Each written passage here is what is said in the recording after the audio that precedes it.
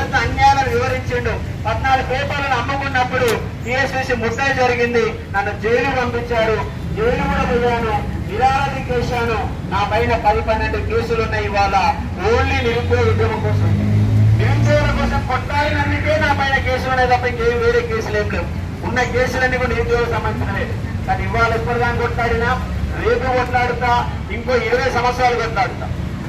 Only నిరుద్యోగులే, only నిరుద్యోగ అంశం ఏంటి, వేరే అంశం ఏమీ లేదు. కానీ నిరుద్యోగులకు ఉద్యోగులకు అండగా మీకు జరుగుతున్నటువంటి అక్రమాలపైన, అన్యాయాలపైన నిలబడి కొట్లాడే శక్తి మీ అశోక్ సార్కు ఉన్నది. ఎందుకంటే మీ నల్లగొండ బిడ్డని, ఇక్కడి నుంచి నా ఊరు 10 కిలోమీటర్లే. కాకుల కొండారం, రాములగొండ కొండారం అంటారు మా ఊరిని, మునుగోడు రోడ్లో ఉంటది.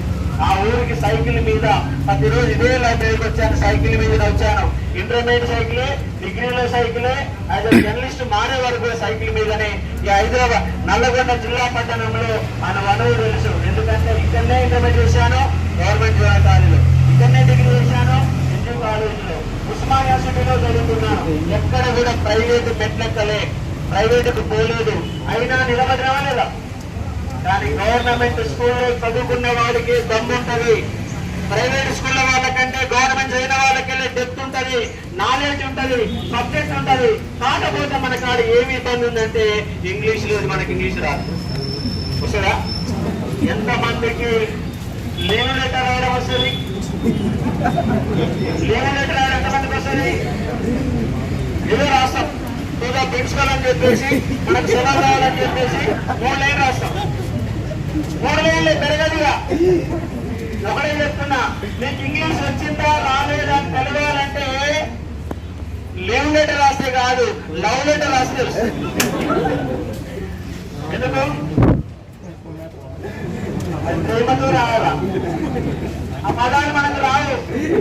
లవ్ అనే పదం తప్ప ఇంకేం రాదు. అవునా కదా? ఒకటే, ఇంగ్లీష్ నిజంగా నీకు వచ్చిందని తెలవాలంటే లవ్ లెటర్ ఒకటే పేరు అయిపోతా, 5 పేజీలు రావాలా? నీ బాబా మొత్తం, హృదయం మొత్తం రావాలా? అది రావాలంటే సంవత్సరం కష్టపడాలా. దేనికి? లెటర్ రాయడం కోసం, లవ్ చేయడం కోసం కాదు. నువ్వు లవ్ చేయడానికి ఎంత కష్టపడాలో, లెటర్ రాయడం కూడా అంత కష్టపడాలా. అంటే మన ఇంగ్లీష్ లో ఆ స్థాయిలో ఉన్నాయి. నేను కూడా ఇంగ్లీష్ లేదు. నాకు ఇలా నాకు ఇంగ్లీష్ ఉంటే ఇంకా 17 సంవత్సరాలైనా నా ఉద్యమంతో పోటీ పడే లెవెల్ లేదు. ఇప్పటికీ నా యాప్ లో ఇంగ్లీష్ మీడియం ఒక కోర్సులో కూడా తెలుగు మీడియం వేలే పెట్టా. ఎందుకు? నాకు కూడా ఫ్లూయెన్సీ లేదు, నేను కూడా వెనకబడ్డా. ఇవాళ నాకు ఇంగ్లీష్ వచ్చి ఉంటే రాష్ట్రం మొత్తం కూడా నా కంట్రోల్ ఉంటుంది యాజ్ సబ్జెక్టు పరంగా. కానీ చెప్తాను, ఇవాళ కాకపోయినా రేపైనా ఇంగ్లీష్ లో చెప్పాలన్న ఆలోచన ఉంది. ఫ్లైట్ మీద పోయి ఢిల్లీలో పాఠాలు చెప్పాలన్న ఆలోచన ఉన్నది. ఫ్లైట్ మీద పోవాలా, ఫ్లైట్ మీద రావాలా, పాఠం చెప్పి రావాలా. ఎందుకంటే ఇవాళ లెక్చరర్ అద్భుతంగా ఉన్నది. ఏదో ప్రైవేట్ లెక్చరర్ కాదు, ఫ్యాకల్టీ అయితే ఉంటుంది. నా హిస్టరీ సబ్జెక్టు హెచ్ఈ చదివిన, హెచ్ఈ ఎవరు తీసుకుంటారు? ఎంతమంది హెచ్ఈసీ వాళ్ళు? ఎంతమంది? అందరు ఎంపీసీ, అందరు బైపీసీ. ఎంపీ తీసుకోగానే ఇంజనీర్ అవుతా, కానీ ఎంసెట్ లో 1,00,000 ర్యాంక్ వస్తుంది. బైసన్ తీసుకుంటారు, అది తీసుకుని డాక్టర్ అయితే అంటారు, కానీ ఎంసెట్ లో క్వాలిఫైగా మళ్ళీ వస్తాడు, డిగ్రీకి వస్తాం మనం. అంటే లక్ష్యం బయోసైన్స్ ఒక డాక్టర్ కావాలా, ఇంజనీర్ తీసుకొని ఒక ఇంజనీర్ కావాలా, కానీ కాలేకపోతున్నాం. దానికి గల కారణం ఏంటో తెలుసా?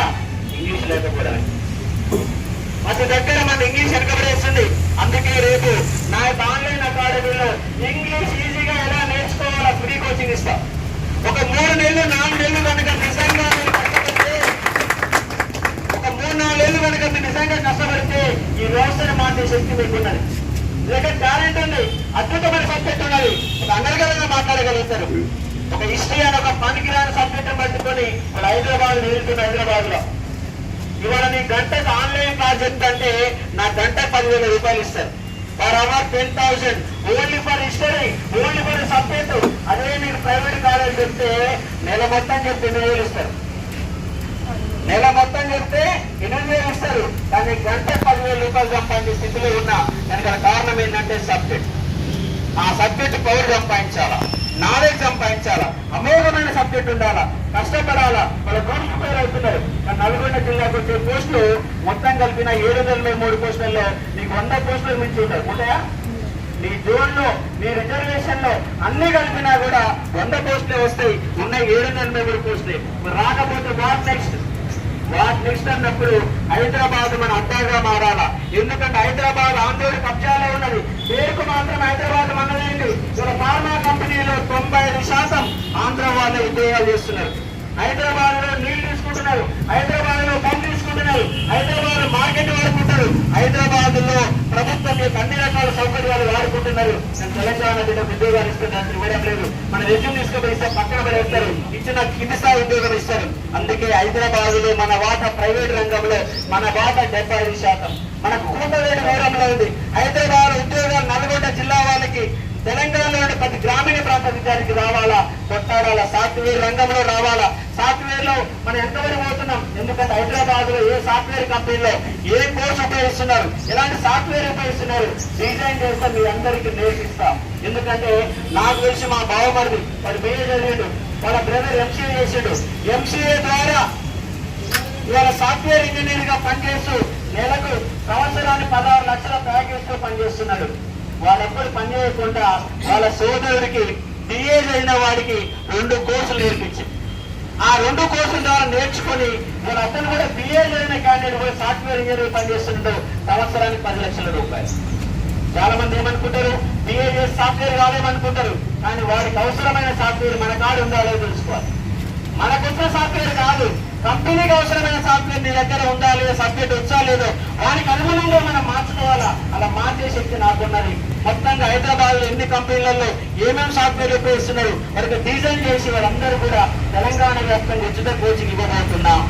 దీనికి అందరి ఎమ్మెల్యేల ఎంపీ సహకారం తీసుకొని అది తెలంగాణ బిడ్డ మీ యొక్క నియోజకవర్గంలో ఉండాలి. వాళ్ళందరూ నొప్పించి వాళ్ళ యొక్క సహకారంతో వాళ్ళకి మనీ పవర్ ని మొత్తం ఉపయోగించి అందరూ కూడా ఏకం చేసే శక్తి నాకున్నది. ప్రతి సమస్య వస్తుంది, నిరుద్యోగ సమస్య వస్తుంది. ఏ సమస్య వచ్చినా నిలబడాలంటే అశోక్ సార్ మాత్రం నిలబడతారు. వాళ్ళ పోటీ వేసే వారికి ఒక్కరికన్నా నిరుద్యోగం తెలుసా, ఉద్యోగం తెలుసా, వాళ్ళ నియోగం తెలుసా, వాళ్ళకి ఎత్తుకాయడం తెలుసా అంటే ఎవరికి తెలియదు. అశోక్ సార్కి అమోఘమైన సబ్జెక్ట్ ఉన్నది, నాలెడ్జ్ ఉన్నది. ఇక్కడ ఈ లైబ్రరీ నేర్చుకున్నాం. ఏటోరి కాలం ప్రతి రోజు నేను 4 పేపర్లు ఏటోరు చదివేవాడిని. ఆ ఏటోరు చదివిన కారణంగానే అమెరికా ఆర్థిక వ్యవస్థ, జపాన్ ఆర్థిక వ్యవస్థ, అన్ని మొత్తం ప్రపంచంలో ఏం జరుగుతుంది, ఆఫ్రికా ఖండంలో ఏం జరుగుతుంది, హైదరాబాద్ లో ఏం జరుగుతుంది, తెలంగాణ ఉద్యమం ఏంటి, భారతదేశం ఎందుకు వెనకబడి ఉంది, ప్రతి అంశం పైన అవగాహన పెంచుకున్నా. ఇదే లైబ్రరీ గోడల మధ్య చదువుకున్నాను. మరి మీకు ఇక్కడ రావడం గల కారణం ఏంటంటే రేపు నేను పెద్ద ర్యాలీతో మీ యొక్క సహకారం ఉంటేనే, మీ యొక్క సహకారంతో 3000 మందితో మహార్యాలీగా వెళ్ళి నేను నామినేషన్ వేయబోతున్నా. నిరుద్యోగుల సత్తా ఏంటో రేపు చూపెట్టాలి. నిరుద్యోగుల సత్తా ఏంటో చూపెట్టాలి. మనకు మిలియన్ మార్చ్ లాగా జరగాల, ప్రభుత్వాన్ని మెడలు ఉంచే విధంగా ఉండాలా. 3000 మంది ఈ యొక్క తెలంగాణ నల్లగొండ జిల్లా కేంద్రం ఉన్న పిల్లలు కనుక వస్తే అది బ్రహ్మాండమైన సక్సెస్ అవుతుంది. రేపు ఒక 9:30 నుంచి 9:30 నుంచి 12 గంటల వరకు ఒక 2.5 గంటల పాటు మీ టైం నాకు ఇవ్వండి. ఒక 2.5 అవర్సే లైబ్రరీలో ఉన్న ప్రతి వ్యక్తి, ప్రతి చెల్లమ్మ, ప్రతి తమ్ముడు నా కోసం రావాలా. వస్తే నేను మళ్ళీ మీకోసం వస్తాను. మీ లైబ్రరీలలో ఉచితంగా తెలంగాణ ఉద్యమం పైన 3 రోజులు తీసుకుంటా. నాకు వచ్చినందుకు మీ యొక్క పట్టుబడి నేను మళ్ళీ ఉంచుకొని మళ్ళీ తిరిగిస్తాను. నా ఈ యొక్క ర్యాలీకి వచ్చినందుకు మీకు ఆడికి వచ్చిన ప్రతి ఒక్కరికి నా తెలంగాణ ఉద్యమ చరిత్ర పుస్తకాన్ని మీ అందరూ ఫ్రీగా ఇస్తాను.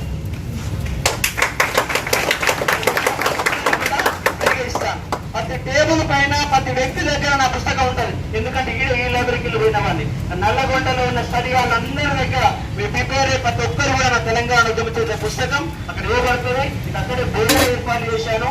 ఒక 2.5 గంటలు నా కోసం రాలి. నల్లగొండ జిల్లా సత్తా ఏంటో చూపిద్దాం, నిరుద్యోగ సత్తా ఏంటో చూపిద్దాం. ఎందుకంటే మన దేశ ప్రభుత్వం భయపడాలా. మనం నల్గొండకి వెళ్ళి కనుక ఉద్యమ ప్రస్థానం బలంగా పోతే మిగతా 3 జిల్లాలలో అశోక్ సారే గెలుస్తుండక సమాచారం పోయి మనకు అద్భుతంగా సోషల్ మీడియానే. ఎందుకంటే నీ ఇంటికి వచ్చి కలవడం నాకు సాధ్యం కాదు. ఎందుకంటే 34 నియోజకవర్గాలలో ఉన్న గ్రాడ్యుయేట్స్ అనేవాళ్ళు.